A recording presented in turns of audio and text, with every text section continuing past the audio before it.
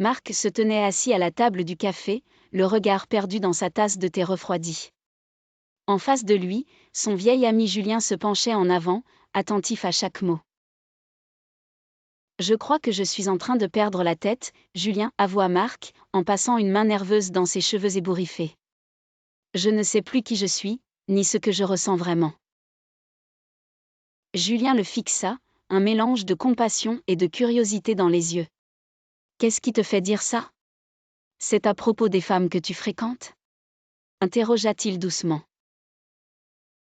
Marc soupira, le poids de sa confusion s'alourdissant sur ses épaules.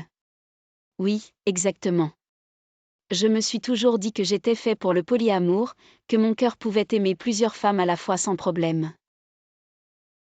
Mais aujourd'hui, je ne suis plus si sûre. J'ai l'impression d'être pris dans une sorte de spirale hors de contrôle. Et dernièrement, une idée complètement folle m'a traversé l'esprit, et si j'étais victime de sorcellerie ? » Julien resta silencieux un moment, considérant les paroles de son ami avec sérieux. « Sorcellerie, tu dis ? C'est un peu tiré par les cheveux, non ? Peut-être que c'est simplement de la fatigue émotionnelle ? Aimer plusieurs personnes, c'est un grand défi, mentalement et émotionnellement. » Marc se mordilla la lèvre, réfléchissant à sa propre situation. « Mais pourquoi alors, Julien, pourquoi une partie de moi a peur d'être seule ?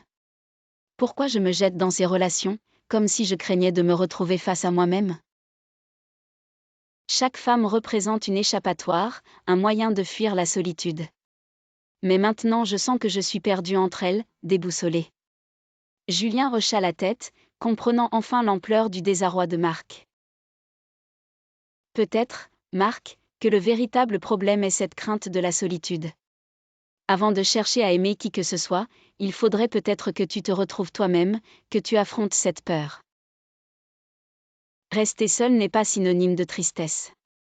C'est une chance de comprendre qui tu es vraiment. » Le silence s'installa à nouveau, mais cette fois-ci, il était chargé d'une réflexion nouvelle. Marc regarda son ami, reconnaissant. « Tu as raison, Julien. Il est temps pour moi d'affronter cela, d'arrêter de me cacher derrière les apparences du polyamour.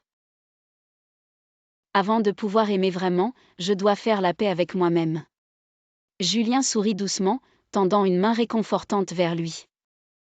« Je suis là pour t'aider, chaque étape du chemin. C'est un voyage difficile, mais nécessaire. » Marc hocha la tête, déterminé à entreprendre ce voyage intérieur pour retrouver qui il était vraiment. Et peut-être, enfin, aimer sans peur ni confusion.